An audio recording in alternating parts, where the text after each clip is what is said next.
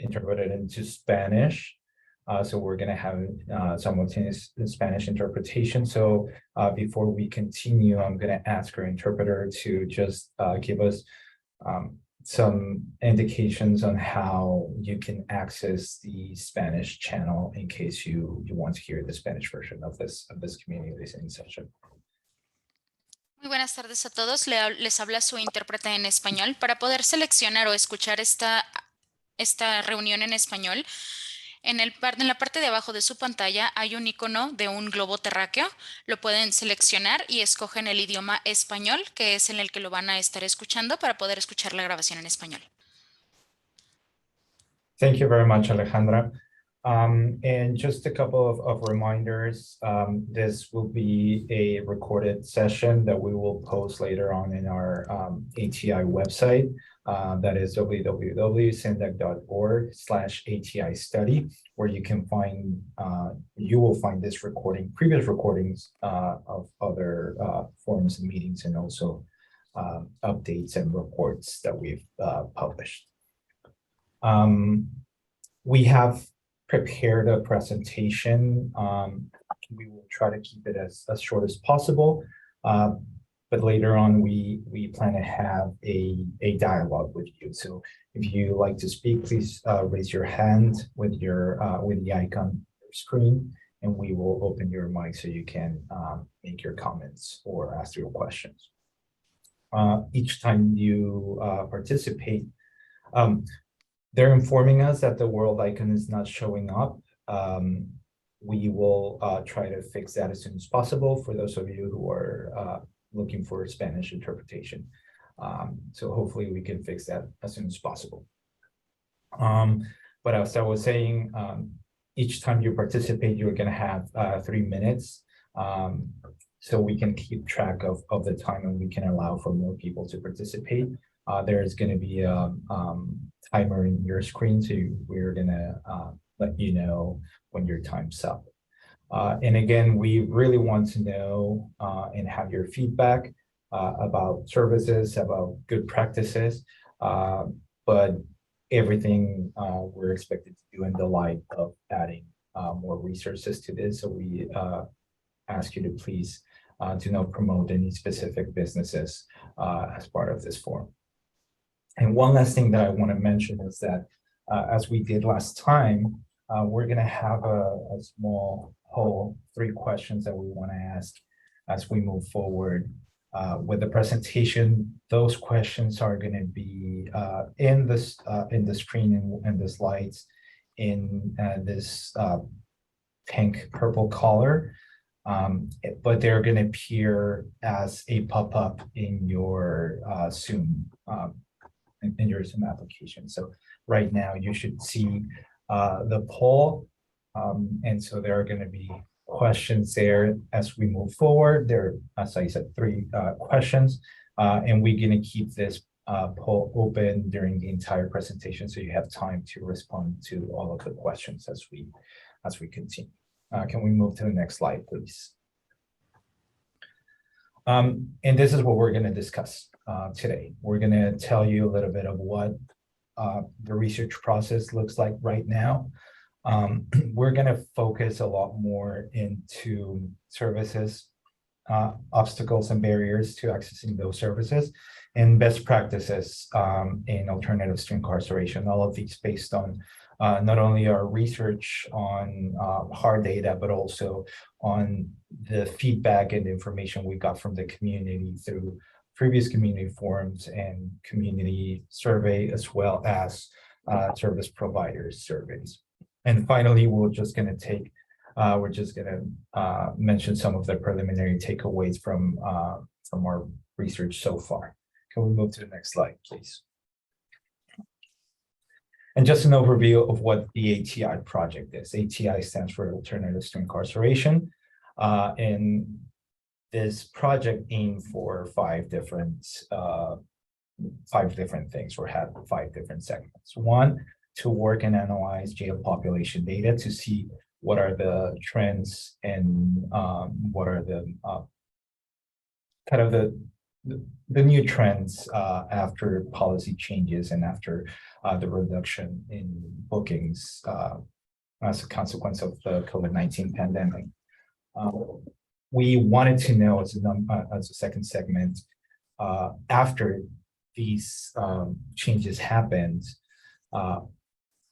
who had continued contact with the justice system. We kind of want to have a general idea of who is the person who comes into continuous contact with law enforcement after they're not booked for a low-level offense. Number three, we want to document services needs, gaps, and barriers to those services. And as a consequence of this, identify programs and services that have proven successful or that seem promising as part of this alternatives to incarceration movement nationwide and international. And finally, this project intended for us to develop a cost analysis of alternatives to incarceration. If we can move to the next slide, please.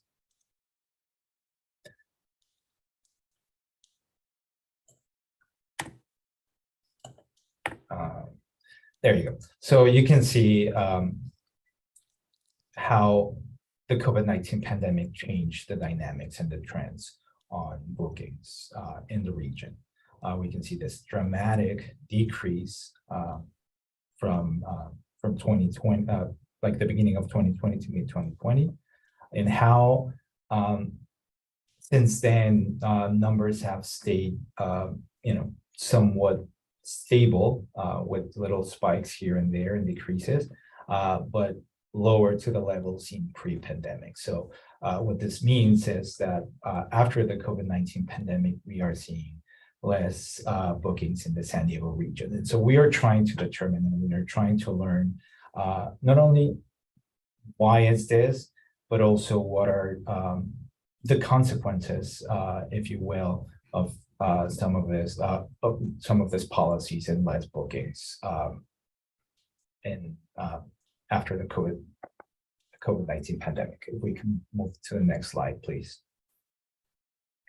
And I'm going to turn into my colleague, Sarah Cueva-Egan, who's going to talk to you a little bit about some of the findings we've done, some of the results we've found on our analysis of jail population and crime statistics. Thanks, Octavio. And thanks everyone for being here with us today. We look forward to getting your feedback and look forward to a productive conversation. So as Octavio mentioned, there were some significant reductions in bookings and in justice system contacts during the COVID-19 pandemic. And so we looked into the different kinds of policy drivers that could explain this drop in bookings. So a lot of these were temporary policy changes implemented to reduce the jail population for public health reasons. So some of the policies that led to this drop during that pandemic period were court closures. They were early releases for certain types of offenses, modified booking criteria, changes in bail, in addition to kind of social determinants like a reduced opportunity to commit criminal activity because of stay-home orders. So these are some of the reasons behind that drop that we could intuit based on the research and the policies that were implemented. And as Octavio mentioned, one of our goals of this project was to look at what was the longer term impact of these policy changes. Were there significant increases or decreases in criminal justice contacts, so arrests, citations, or jail bookings? And what were the types of offenses committed after the pandemic? So this is a major part of the report. And just to give you an overview of how we're approaching this question, we looked into the types of people who would have been most likely to have been affected by these policy changes. So these kind of low-level drug use, possession, and public conduct charges. So drunken disorderly, possession of small amounts of drugs, things like that. So we were looking at people who were arrested or cited but not booked into jail during the pandemic time period to see what their patterns of criminal history were like. These are a lot of people would be really relevant to the ATI study because there are lower level offenses being committed, nonviolent, and a lot of them tend to have repeat contacts. So we wanted to look at how these changes affected their criminal history. So we looked at each person who was in that sample. We had about 19,000 people. We looked at their activity 12 months prior and 12 months after their qualifying offense. And we found some interesting things. So preliminary findings, kind of top line of what we did see. We did see a reduction in law enforcement contact among this population in the year following the incident offense. So while 77% of all of the individuals in the sample during the pandemic period had law enforcement contact, so that could have been, again, an arrest, a citation, a booking, in the year prior, we had only 55% in the year following. In addition, we tend to see a lot of repeat offenders on certain offenses, and we'll get into that in the next slide. But we also saw a decrease in the number of offenses that people would commit for people who had more than one law enforcement contact. So whereas the median of multiple contacts in the pre-pandemic period was 3, it was 2 in the post-pandemic period. So these, again, some top line results. And so we wanted to give a bit more detail on the types of offenses being committed after the pandemic for these individuals. So as we can see, a large majority were for very low level drug possession and public conduct charges. We'll get into the other crimes in the next slide. This constitutes about 75% of the 20,000 post-pandemic contacts.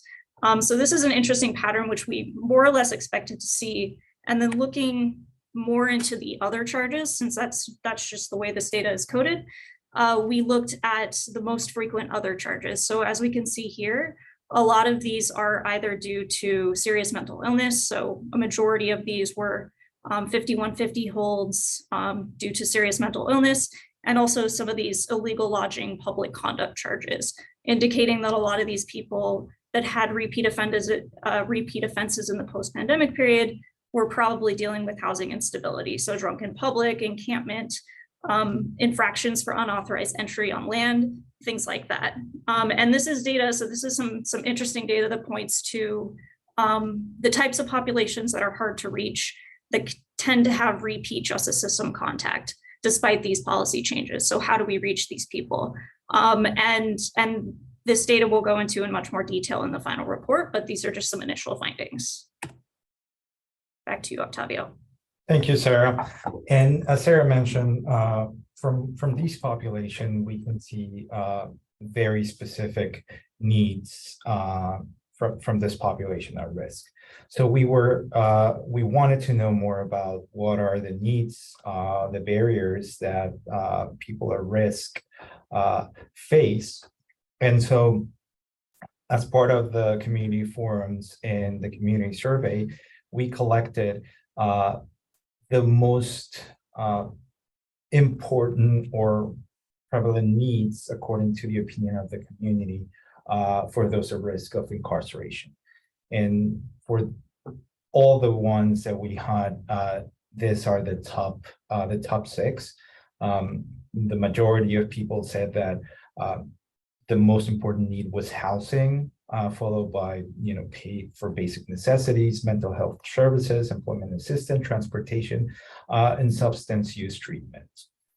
So this is important to know, because then we're gonna get into what are the barriers that people at risk are facing, or community in general are facing. But before we move into the next slide, I will remind you that this is the second question of our poll. Which of these services would you consider to be the most important? Again, these are the most important based on the community surveys and the community forums.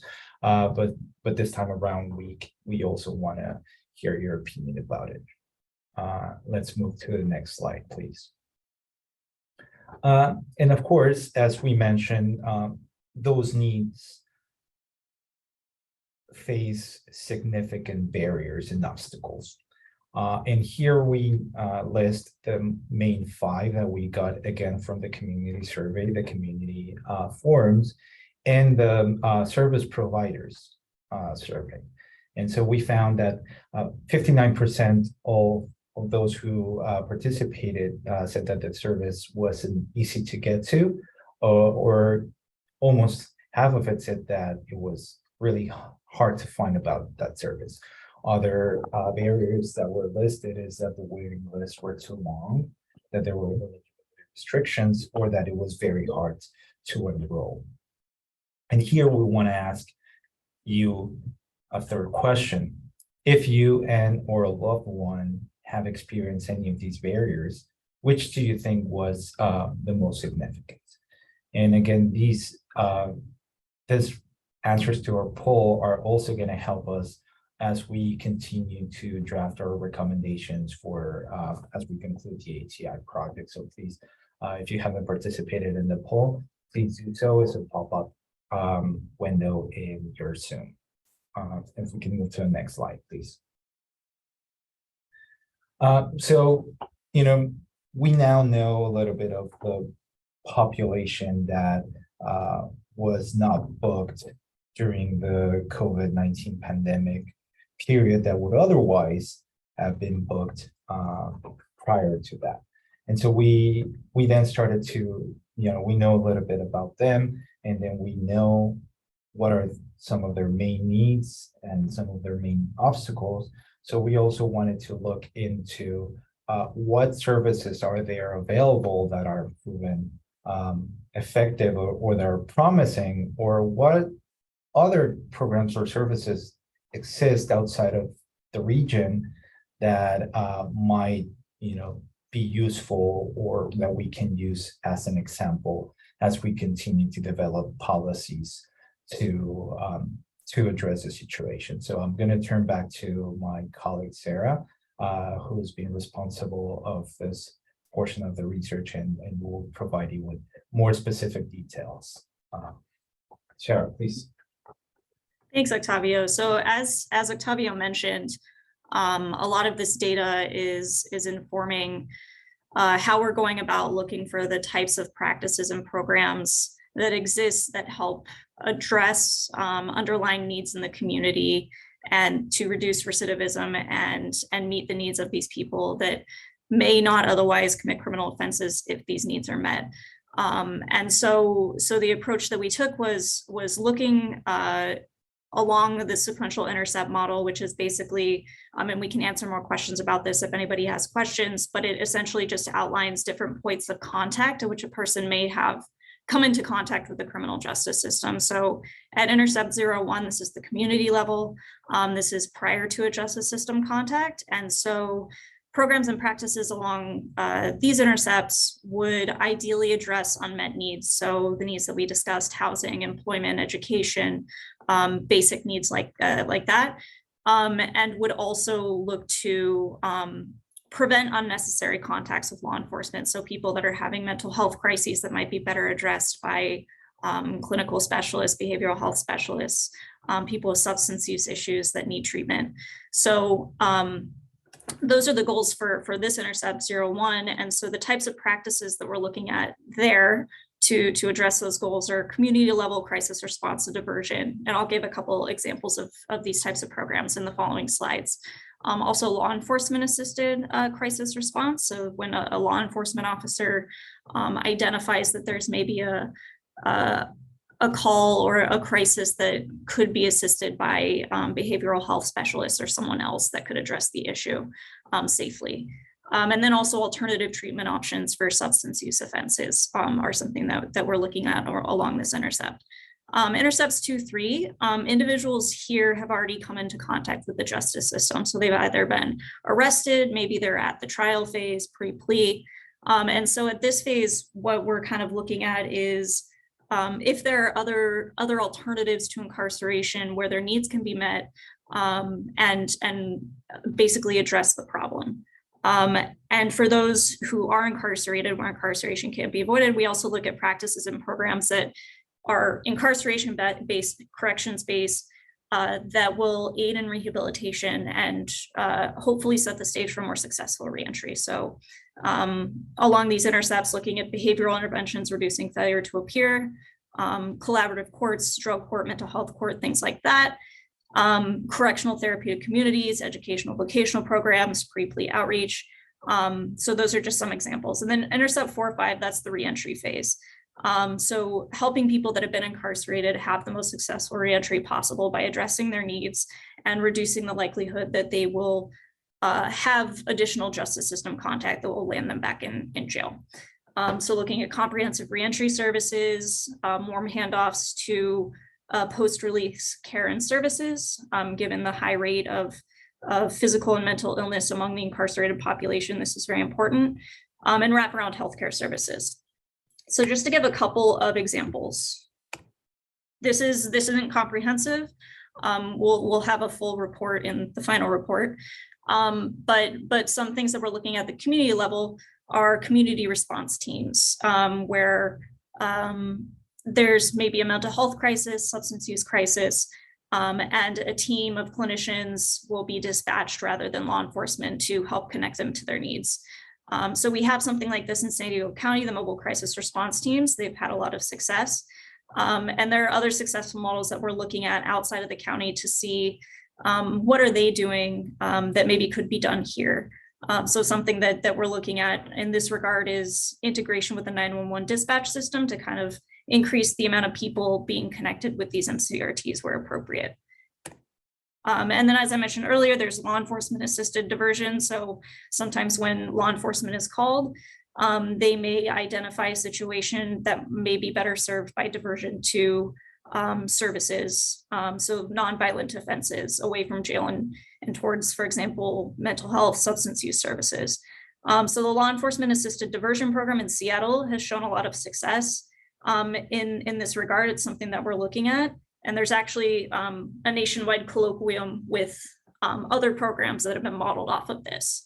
And then there are some other narcotics arrest diversion programs, basically where substance use counselors are in jails and they can help divert people from arrest and to drug treatment services.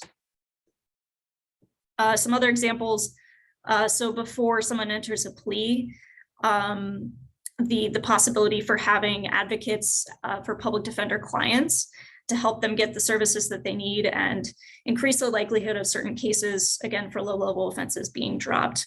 And collaborative courts are also, the data shows, very effective tools for addressing issues. So drug courts in San Diego County, we have a number of collaborative courts, and there are others nationwide that we're looking at. And then for those who are incarcerated, obviously rehabilitation is a major goal. Not only helps improve the quality of life for incarcerated individuals, but increases the likelihood of a successful reentry. So corrections-based therapeutic communities, where essentially individuals in jail settings are in a community where they're all pursuing the same goal, a lot of times substance use or mental health treatment. And then also educational and vocational skills programming. There are a number of programs where college professors will come into jails and teach courses for credit, job skills training to help people kind of hit the ground running when they exit jail to be able to get a job and provide a livelihood for themselves and their families. And then lastly, ensuring successful reentry. As I mentioned earlier, wraparound reentry services are really key. So not only making sure that people have connection to services when they're released, but also making sure that they're set up before they get out of jail. And also addressing healthcare needs of formerly incarcerated individuals. So example would be transitions clinics, which are kind of medical centers with community health workers, peer support to help people get the medical care that they need after they're released. And then also post-release employment support and training, things that connect people that have been formerly incarcerated with not only employment opportunities and job training, but therapy and a community to kind of help them reintegrate. So these are just a couple of examples of things that we're looking at, and we really welcome any feedback or any additional things that you think that we should look at. Thank you very much, Sarah. And we want to conclude this as soon as possible so we can open this for discussion. But just some of the preliminary takeaways from the research that we've conducted. We've noticed that there has to be focus on prevention as much as it is on reentry. We've seen that there are many needs that can be addressed. prior to law enforcement contact. So it's very important to work on prevention. There are basic needs for people at risk that need to be met, and we have to focus on those, and we have to draw policies that actually take care of those needs. But we have to be very aware that some of the policies, some of the programs might not work for every single one. So there are individual needs that we need to consider, and again, one size does not fit all. So we have to always have that in mind as we continue to implement or evaluate the programs that we have. We know that there are people who come into contact frequently with law enforcement, but for minor or low-level offenses. So it would be important to engage them in services to stop that revolving door of the justice system. We have to be aware of culture, so the services need to be culturally competent, and the use of mentors would be very key. And as we've seen in our research, peer mentors would be very, very useful to help people engage in those services. And a couple more things: victims and families of those at risk of incarceration are extremely important. So any policies and any programs have to consider both the victims and the families of people who are at risk or are incarcerated. And finally, it's essential the programs are designed and implemented based on actual evaluation. So in this case, we are seeing some data-driven principles that we can use to evaluate and helping implementing those programs. And one important thing is to remove that employment stigma for hiring previously incarcerated people, so we can help to their easier re-entry into society. So if we go to the next slide, here you're gonna see information about what we've discussed today. I know that we've posted some questions that we're interested in getting answers from you, but also we are very interested in listening to what you can say about these other questions that we have based on what we presented today. For example, what makes a good service, in terms of best practices, which programs or interventions would you want to focus the most, or if you had a limited amount of funding to invest, where would you invest that money and why would you do it? And from and some feedback about ourselves, do we have meaningful takeaways from the data? What would you add? What would you recommend us to include? And again, if you cannot or don't want to give your opinion in this forum, you can always go to our ATI study page and submit your response in writing. So that our comment form is at sandac.org/ATI study comment, where you can leave your responses today or later on. And again, as we are moving forward with drafting recommendations, your responses, your comments are going to be extremely useful. So if you move to the next slide, please. This is just basic information about the study where you can find more information. But at this point, I will stop presenting and we're going to allow for people to participate. And I see that there, Janet Castaños has his hand raised. So Janet, I think your microphone is open. Let us put the timer so you know the time that you have. But Janet, please go ahead. Okay, thank you.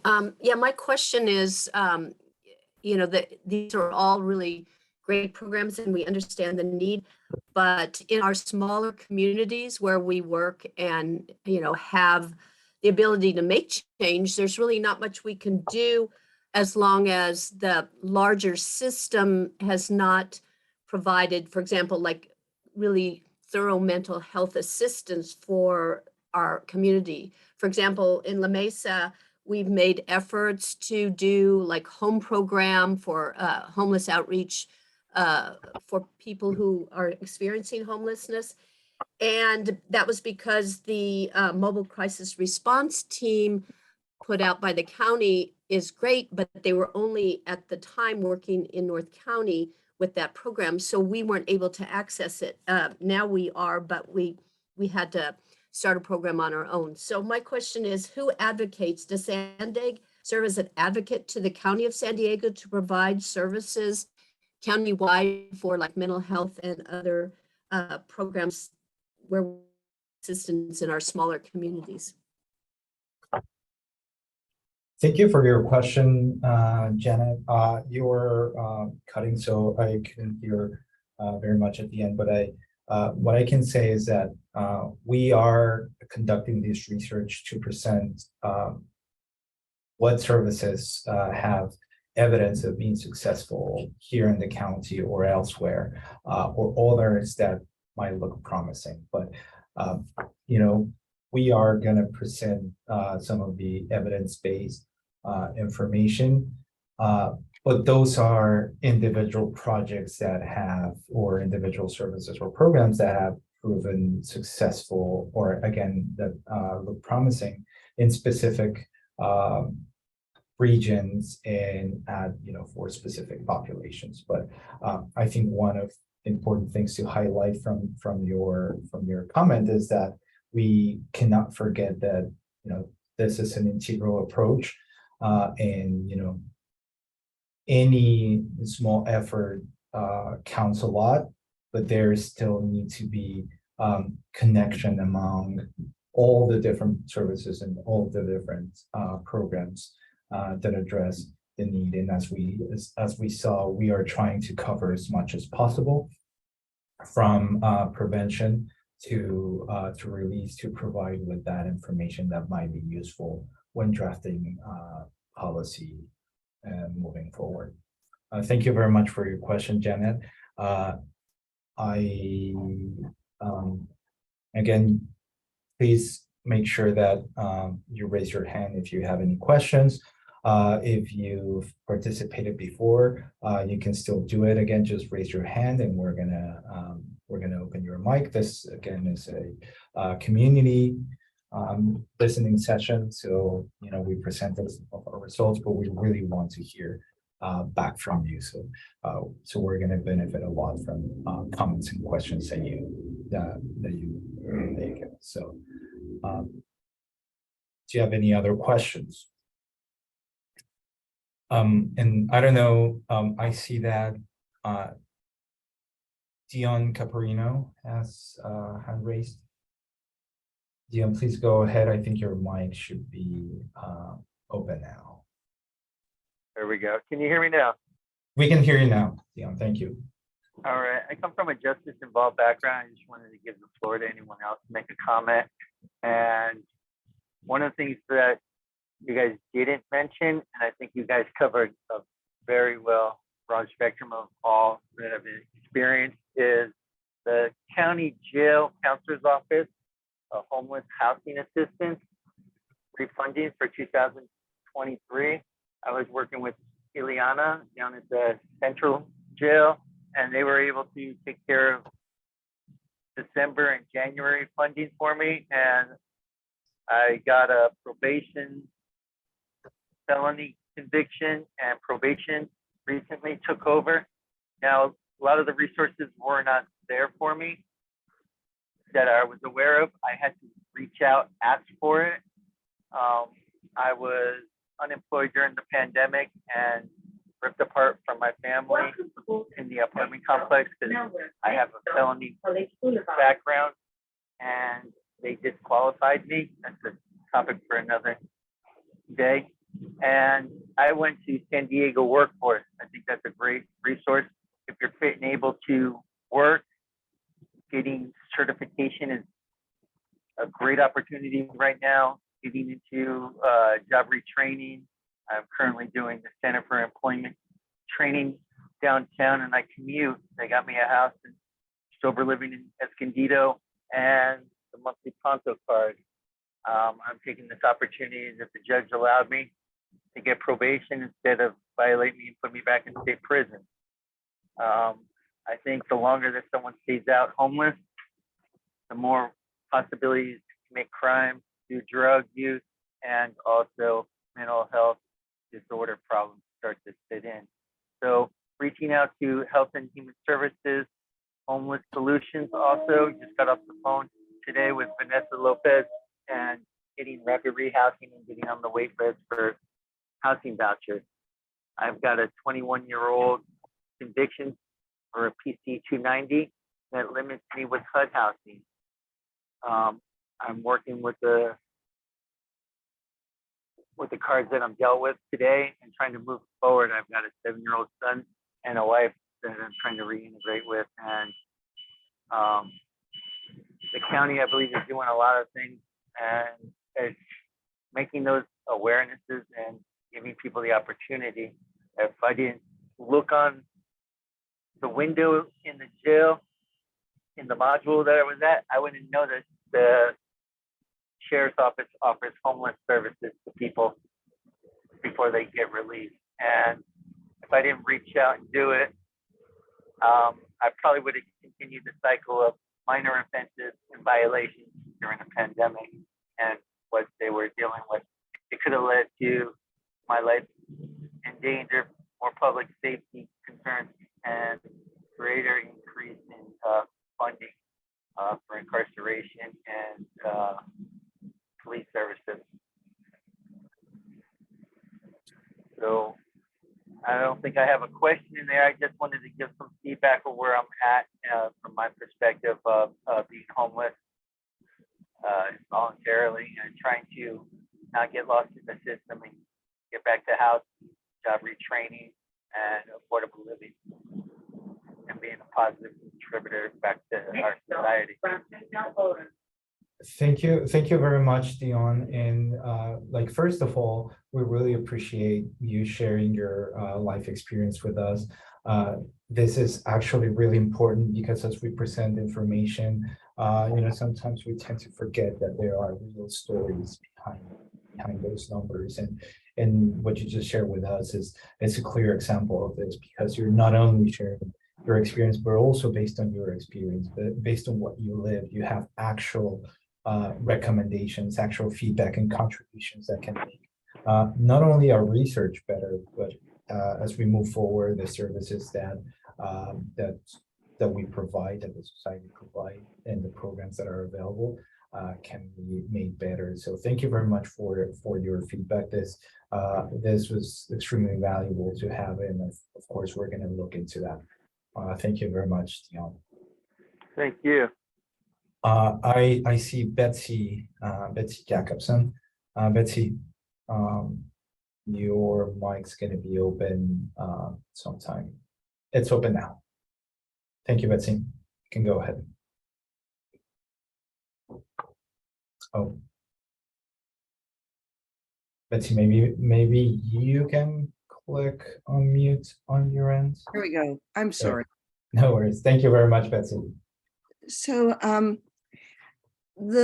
I have a friend who was in prison for 17 years, came out of prison for 2 years, went back into prison for 4 years, came out again. And each time, one of the things that was so true for him is that, and for many men and women who are coming out of prison, is there is no money that they are given to get a start. And there was an article written in the New York Times talking about how it's really important for people who come out of prison to have some sort of money available to them to get themselves going. And we don't even talk about this possibility, because I know that a lot of people would be against the idea of giving people money, but I don't know that we have studied whether or not that would be a useful addition to the way we're trying to provide alternative services. That's one thing I would say. The other thing I would say is the access to services when someone gets out of jail or prison. In the case that I was involved with, and in several other cases, the finding services, where they are, what they provide, how to access them, how to use them. If you come out of prison, don't have a car, don't have a place to live, it's impossible to reach those services. So I don't know how we're addressing that ability to access it. I know we're concerned about that access. Anyway, I just thought I would say those things.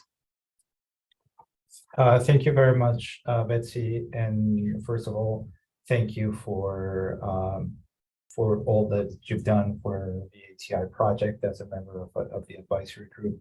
You've been there for many months now, helping us to conduct this research and to provide some meaningful recommendations to it. And the point that you make is really important, and in a way it coincides with what Dion just said. And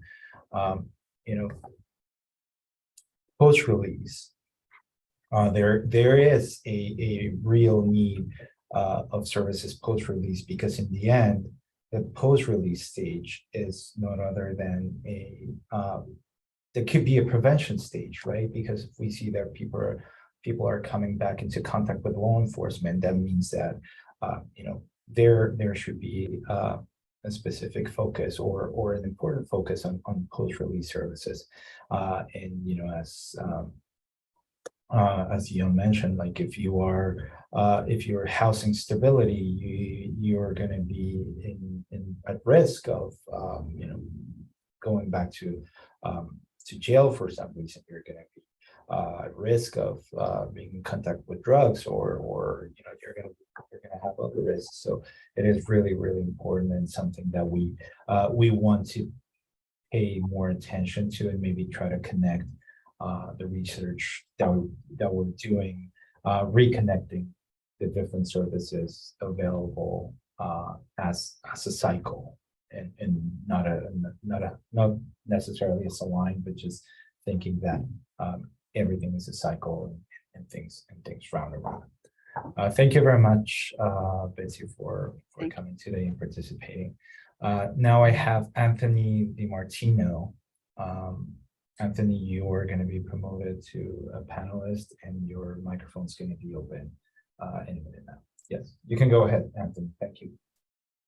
Yes, thank you so much. My name is Anthony DiMartino, and I am the Government Affairs Director for Californians for Safety and Justice. It's a statewide organization that looks to do legislative advocacy and budget advocacy at the state capitol, mainly around criminal justice reform efforts and investments in safety solutions, things that you were talking about today.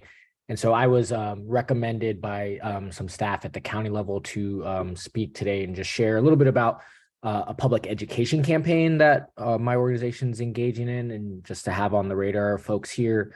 And, as something that's important as you are looking to try to promote alternatives to incarceration, also how that's playing out, culturally, right? The discussion around needs to invest in other alternatives. So if it's okay, I'd like to just share a little bit about this campaign, and I can always, drop a link in the chat if that's possible for the website.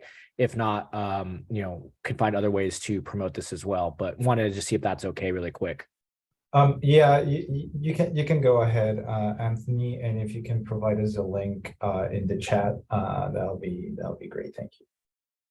Great, thank you so much. It won't take long. The campaign is called Just Safe, and it is going to be promoted, like I said, throughout our social media for Californians for Safety and Justice, as well as you'll see a 30-second or a minute-long ad that really wants the viewer to think about what does it mean to be safe and what we should be investing in to get to safety, right? And so this public education campaign just went live last week, and we are just trying to have a discussion, in the larger public around safety and how safety should look like, more mental health resources, better reentry supports, trauma recovery center investments, better schools, better paying jobs, right?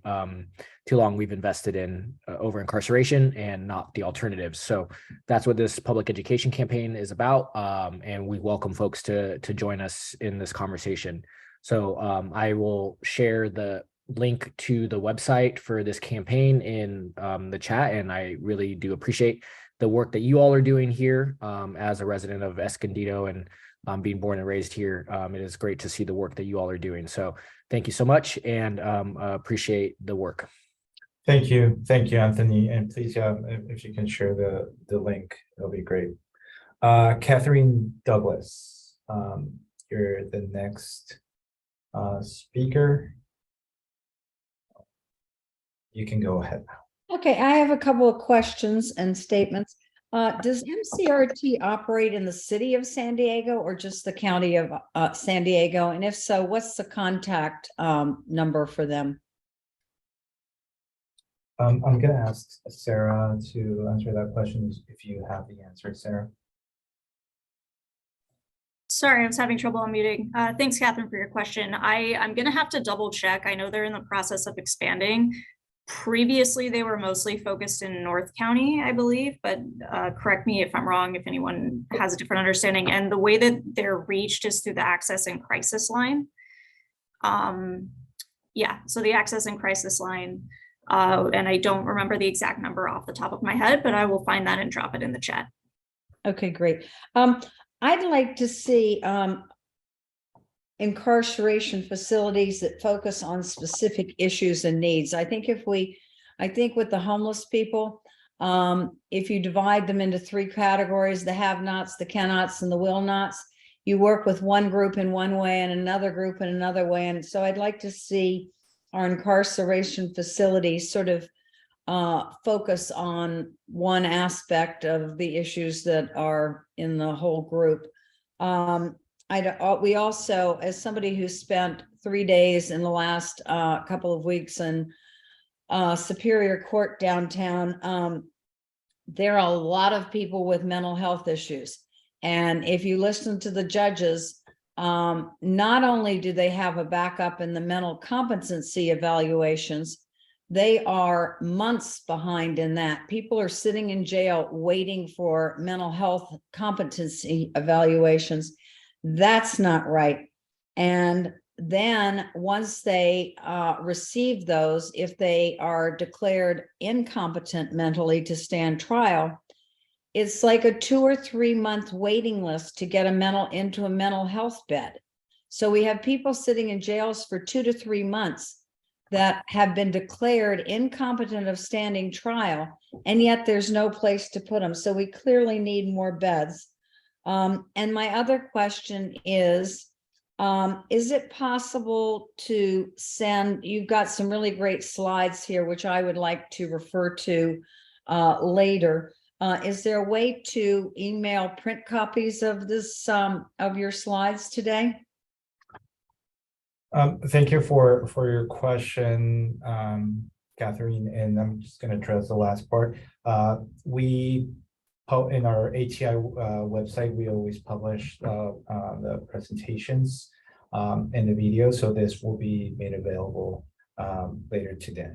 Okay, tell me the website, please. Yes, it's sandac.org/ATI study. And if you want to be in our distribution list, for that we will send in a message whenever those new materials are made available. So if you want to send us your email to the ATI email, I'm going to ask one of my colleagues to post it in the chat. So you can send us your email and we can include you in the distribution list later on. Great, thank you. Thank you very much, Catherine. Any other questions, comments? This has been a really interesting conversation so far. So I encourage you to keep participating, because so far we've gotten very interesting ideas to keep thinking forward. Jerry Hall, you're next. Hi, everybody. Thank you. I had and I especially wanted to thank Dion for his coming in and sharing his experience, because it's I have a little experience in the criminal legal system in on my own, but in a different state, and it's you don't often find resources inside or on the way out, to get help. It's usually something that you get from your probation officer. You might find, I was glad he saw that flyer in the window at the jail, but it seems like a good idea would be to ensure that every person inside that's getting out, at least 60 days before they get out, or 30 days even, they should get a hand of some type that lists all the different programs and services. I know there's San Diego County Jail have Project InReach that's overseen by Neighborhood House, and they have a tremendous success rate, but people on the inside might not hear about that. So having programs and services is great, but if people don't know they're there, especially your target audience, then we really fail there. That's a big need for change. The other thing is, when I took a tour of the jail a couple of years, or about 3 years ago, I got a tour of every floor of the downtown jail, and I haven't been to Bailey, or I've been to Vista and got a tour of Vista as well when I was on another board. And the stark contrast between the veterans pod and then the general population pod and is just mind-boggling. It's that the veterans area, there's a lot of color on the walls there. They have, I think they had access to computers. They're clothed differently. And then you walk over to the general population pod and everybody's wearing their jumpsuits, and all the walls are painted green, and it's real stark. And I don't know if you've ever been in the jail, but most people can't see a bird fly by because the windows are opaque. So they know it's day or night, but they don't know, if it's raining or not. So it's really concerning that and just so you know, the veterans program, I think, has a 7% recidivism rate. So only 7% of the people come back, but the other, the general pop's much higher, and I think it's 2/3 or more. And the InReach program is about half of the general pop. So InReach really does work and is a tremendous program. But with the veterans, we get a 7% recidivism rate. So I always ask myself, why are we not duplicating what's working with the veterans programs? Why aren't we doing that for all our jails? So I think that's it's kind of a comment, is if we see something working, it seems like we should be more quick to replicate it rather than just treat it as a separate anomaly. And just one last thing to Jenna is that the Behavioral Health Advisory Board is a great place to go to give feedback about programs and services and what you would like to see. You can find them on the BHS website for the county. Thank you. Thank you very much, Jerry, for your comments. And again, thank you for coming. Again, you have been participating in many of these forums and always providing insightful and very helpful comments and information. So thank you very much. We still have about half an hour scheduled for this forum. So again, this has been extremely helpful for us and very useful and insightful. So please continue participating. I know Dion wants to participate again. Dion, you can go ahead as soon as your mic is open. Okay, thank you very much. I just wanted to interject one point with housing, because housing seems to be coming up a lot, what we're dealing with here, homelessness.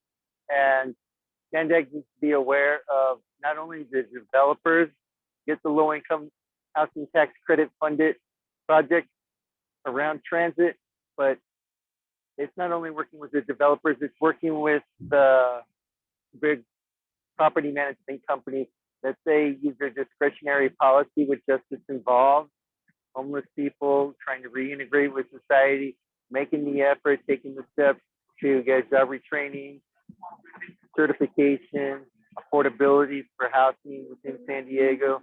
And as you guys know, Mayor Todd Gloria has within the county of San Diego, if you make less than $100,000, they can help you with first-time homeowners down payment or affordable housing assistance. So the cost of living is very high in Arcola in San Diego, and then dealing with the road traps of a property management company using a discretionary policy that has to go with federal constitutional law dealing with Rehabilitation Act and the Fair Employment and Housing Act, and working with the developer is one step, and then also making sure that the developer has a proper property management company in place that will take a sensitive need to those units that are AMI funded. And Sandag, I brought this up to, I believe, Jack Fisher, a councilman in Imperial Beach, and part of the board that you might be aware of with Sandag, and dealing with that moving forward. I think that was one of the major things that caused me in the pandemic to reoffend and not be able to go back to work during the pandemic. So coming out of that and not getting lost, like I said, is getting access to resources, and those resources being vetted specifically with either the homeless court, the San Diego Sheriff Department's liaison for homeless outreach, that takes care of warrants and other things and tries to get your FICO score back up and moving forward. I think those are areas that also need to be addressed to continue to bridge the gap every step of the way as someone tries to take those positive steps moving forward. Thank you very much, Dion. And yeah, definitely housing is an important issue that has very important consequences on criminal justice. So it's important that we look at from a more integral point of view. So thank you very much for your participation. I will remind you there are if you don't want to participate in this forum, but you still want your voice to be heard, there are other ways that you can provide your comments. You can send your comments to the ATI comment form, that is sandac.org/ATI comment, or send an email to our Sandag ATI email that is posted in the chat. And also, if you haven't done so, please respond the poll questions that we posted, as we are going to be also looking into those responses as we draft our recommendations for the final. And Robin McNulty is next. Robin, please go ahead as soon as you want. Hi.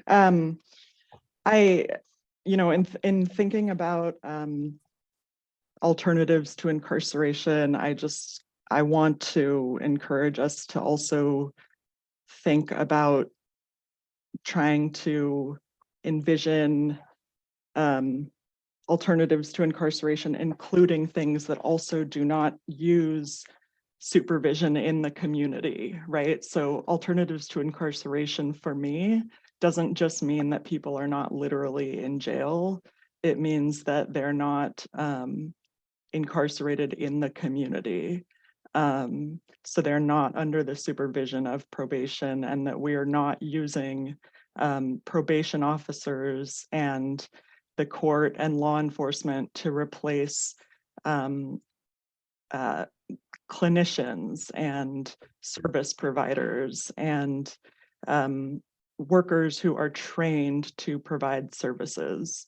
So that's something I think really important to keep front of mind, because I've seen some ATI groups give out recommendations where they're willing to accept anything that means that people are not sitting in jail. Excuse me. And that is a priority, but I don't think it's acceptable to be happy as long as someone's not in jail. And the second thing is, again, I want to talk about language. I saw in the survey we're using substance abuse. I would prefer we use more humanizing words like substance use. Last week I saw an offender in the slides. I missed the slide presentation this week, but I'm hoping that changed. And then I did have a question for Sandag. And if this is in the literature, you could direct me there on the website.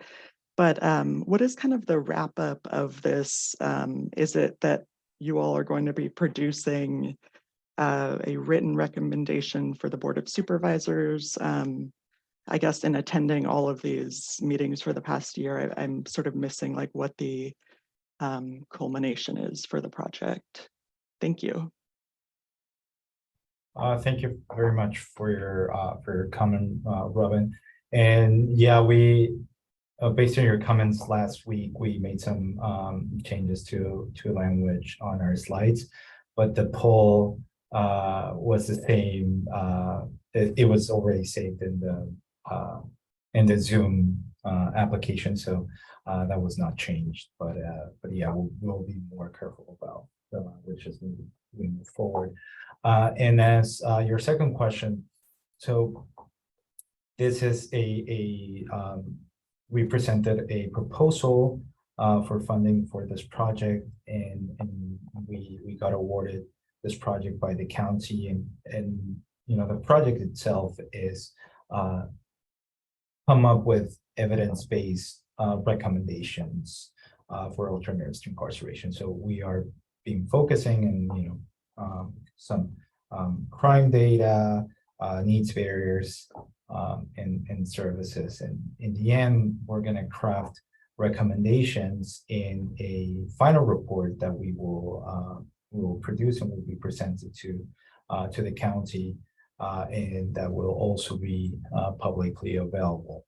So, you know, this intends to inform or provide much more solid context to the discussion of these issues, right? Not only you know, we have anecdotal information, we have lived experience. So what we're trying to do is come up with like this evidence-based, research-based portion of what's needed for you know, a series of ATI programs and policies. So in the end, we're going to hope that we can see some of these recommendations implemented in the future. Thank you very much, Robin. We still have about 20 minutes. Of course, we don't want to keep you here if you are satisfied with comments and participation. So if we don't have more people interested in participating live, we can bring this to a conclusion, but we will remind you to just send us your comments to our website or to our email at any time, as it will be extremely helpful as we draft our recommendations. So if there are no further questions, we're going to conclude this community session. I want to thank my colleagues at SANDAG, my colleague presenter Sarah Egan, and Sydney that's helping us moderating the panel, and everyone has been involved in the ATI project. And also thanks to you, community members that come to this event and provide very important insights and very useful information. We're going to try to incorporate this as much as possible in our report. So thank you very much for coming today, and I hope you have a great day and a great rest of the week. Thank you, appreciate it.